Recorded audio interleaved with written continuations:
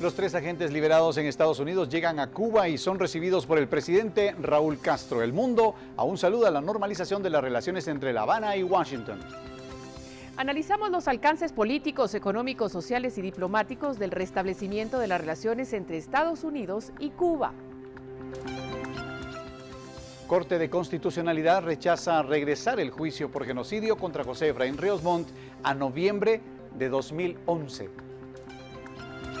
Diputados de la oposición se unen a exigencias de investigación de posible soborno a diputados guatemaltecos tras destaparse escándalo de corrupción en Brasil. Ministerio de Salud y empresa proveedora de oxígeno alcanzan acuerdo para reanudar abastecimiento a los hospitales. Y en Noticias del Mundo, presidente ruso promete poner fin en 2 años a la crisis económica que vive su país.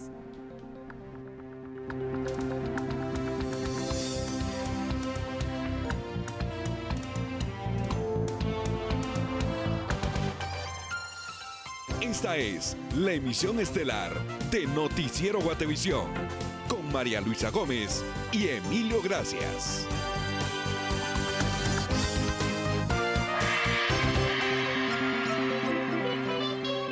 Tropigas, la llama que rinde más.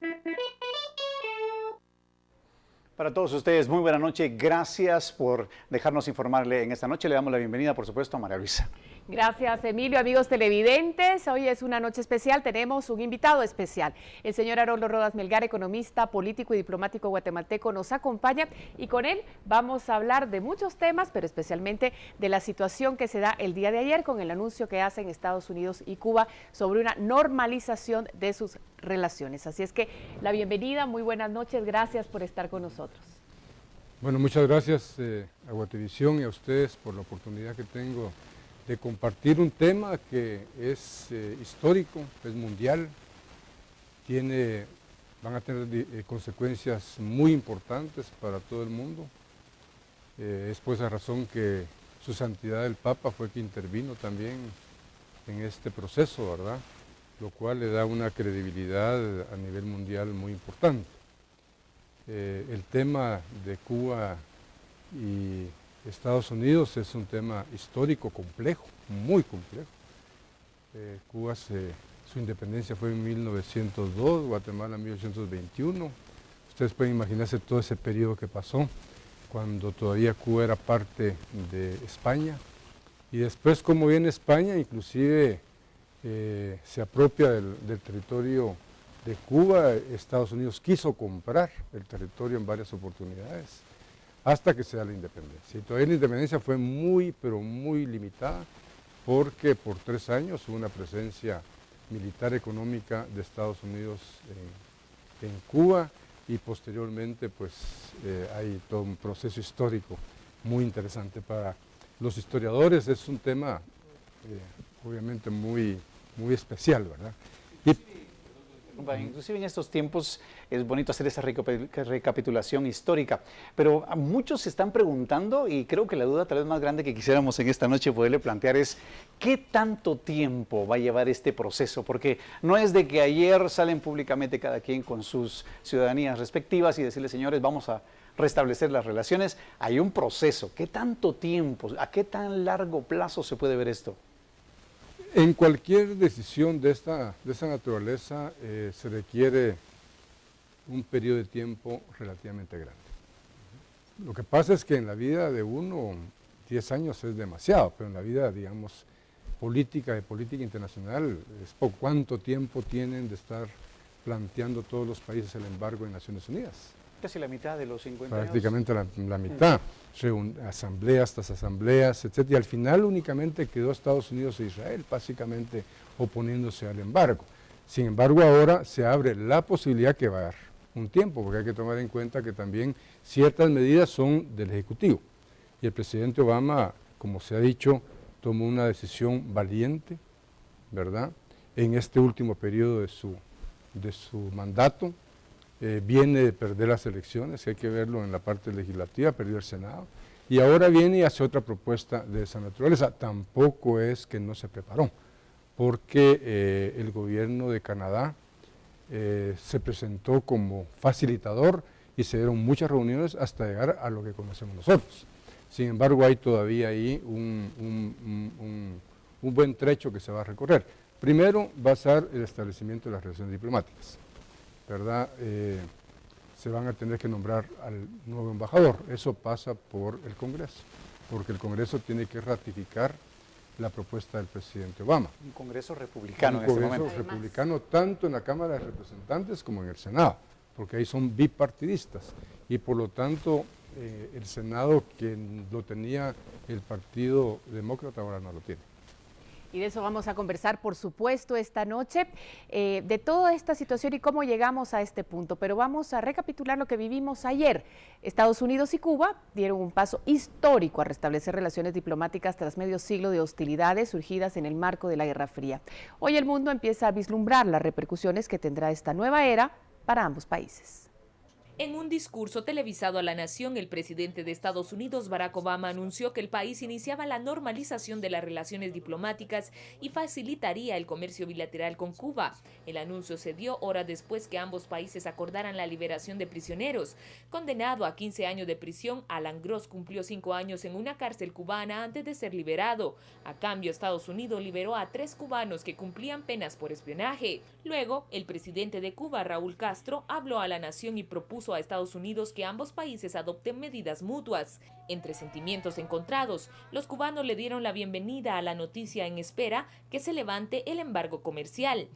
El bloqueo que vamos a ver si se puede levantar bien levantado para poder tener más relaciones, que podamos tener más condiciones de vida, que nos puedan entrar más alimentos, más cosas de otros países. Obama no aclaró las reformas comerciales, ya que es el Congreso que debe hacerlo, el cual es dominado por los republicanos, que no tardaron en expresar una fuerte resistencia. La Casa Blanca ha concedido todo y ganado poco. No ganaron ningún compromiso por parte del régimen cubano a la libertad de prensa, la libertad de expresión o las elecciones. El senador cubano-americano afirmó que usará todas las herramientas para revertir la mayor cantidad posible de estos cambios. El Papa Francisco se convirtió en el primer pontífice latinoamericano de la historia en emplear sus esfuerzos para lograr la reconciliación entre Cuba y Estados Unidos. Los presidentes participantes de Mercosur también celebraron el histórico acercamiento entre La Habana y Washington. Inmenso saludo y profundísimo respeto a la dignidad del pueblo cubano y de su gobierno, que supo mantener en alto sus ideales y hoy, con absoluta dignidad y en un pie de igualdad, normaliza sus relaciones. La Organización de Naciones Unidas saludó calurosamente la decisión entre ambos países y les ofreció su ayuda, algo que también hizo el presidente mexicano. Cuba, de hecho, hoy mostró las imágenes de la llegada de los 3 agentes isleños liberados en Estados Unidos y que fueron recibidos en esta capital por el presidente Raúl Castro. Washington y La Habana anunciaron durante la jornada la reanudación de las relaciones diplomáticas en un acuerdo que incluyó la excarcelación y la repatriación del congresista estadounidense Alan Gross. Las sanciones del embargo todavía permanecen vigentes. Estamos emocionados, dijo Gerardo Hernández al fundirse en un fuerte abrazo con Castro, según las imágenes que mostró la televisión estatal cubana. Hernández, Ramón Labañiño y Antonio Guerrero eran los 3 últimos de los 5 agentes arrestados a finales de la década de 1990 y condenados a severas penas de prisión. Los otros 2, René González y Fernando González, habían sido liberados anteriormente. La televisión también mostró el reencuentro de los 3 agentes con sus familiares directos y la llegada de ellos a sus hogares, donde se conglomeraron vecinos.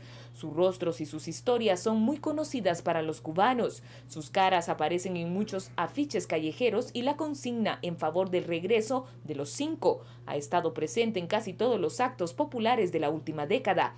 En la isla son considerados héroes, pues su misión, según las autoridades, era infiltrarse entre los grupos anticastristas violentos de la Florida y evitar ataques. Bueno, y también hemos visto con nuestro invitado, el ex canciller Haroldo Rodas, estas imágenes que usted también podía ver en su casa, y precisamente esa liberación, ese intercambio de personas que se da en estos países es uno de los temas que las personas que están en contra de esta apertura del presidente Obama señalan como un tema muy delicado, porque Estados Unidos cambia una política que ha tenido por años, intercambiar rehenes. Yo creo que hay dos puntos importantes al respecto. Uno son los rehenes propiamente dicho, que obviamente es producto de la confrontación entre dos países, ¿verdad? De la Guerra Fría, inclusive a nivel mundial, y por consiguiente hay un tema de derechos humanos que está atrás de todo esto. Y esto es el inicio. Eso no quiere decir que Estados Unidos, lo ha dicho el presidente Obama, va a declinar los temas que tienen todavía controversias, y lo ha dicho también el presidente de Cuba. En ese sentido, hay dos grandes temas ahí que van a ser los que van a dirigir esa relación a futuro: el tema democrático y el tema de derechos humanos. Esos son temas no resueltos. Lo que ha hecho es abrir ya el diálogo que antes estaba cortado, abrirlo a través de las relaciones diplomáticas. Eso implica que a partir de eso vendrá un proceso por medio del cual tienen que llegar a discutir y llevar acuerdos. Hay otro elemento fundamental. En Cuba hay un proceso también de reforma, no como tal vez los occidentales, el mundo occidental lo mira, sino que es un proceso para ellos muy importante que implica cambios también internos. Por consiguiente, hay condiciones que están dando y por lo tanto el inicio, esto ya es lo más importante que hace, inició el proceso para llegar a acuerdos al respecto. Ayer platicábamos con algunos amigos que tenemos en la Florida. Por ejemplo, había un periodista cubano que él trabajó en la isla, luego de eso migró, fue de los balseros que llegó a Orlando y ahí pues somos amigos, tenemos una amistad muy linda. Él se llama Donaldo González. Él nos decía que también veía un punto muy interesante, de hecho lo entrevistamos al mediodía en el noticiero de la Una. Él decía que también había un ingrediente económico y decía que también algunos especialistas que él había pues entrevistado ahí en la Florida hablaban también de que habían ya caminos recorridos, por ejemplo una China, ¿no? que tiene ese monstruo que es ahora económicamente pujante, y que pues una Cuba que podría tener también sus pasos a seguir y también asesorado. ¿Cree usted que esto sea una posibilidad, que pueda llegar a ser una economía que se desarrolle tan rápido como, digamos, una Corea, por ejemplo, después de una guerra? ¿Cree que puede llegar a pasar eso en un sistema como el que ellos tienen, si no variare mucho? La pregunta es un poco compleja, bastante, ¿verdad? Porque China es un monstruo.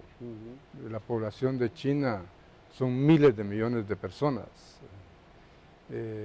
La economía cubana no se compara con la economía china.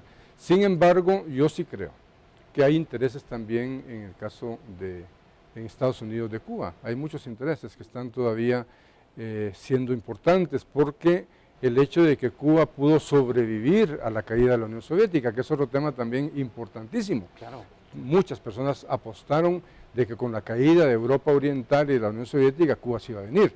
Sin embargo, había una estabilidad muy fuerte y Cuba tuvo que cambiar paulatinamente también su política exterior.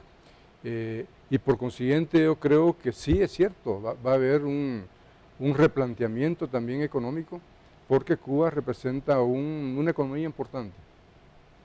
Vamos a hablar de eso, por supuesto, y de cómo puede leerse o repercutir en nuestra región también esta situación de las relaciones entre Cuba y Estados Unidos, y lo vamos a hacer después de la pausa comercial, y con eso vamos a regresar.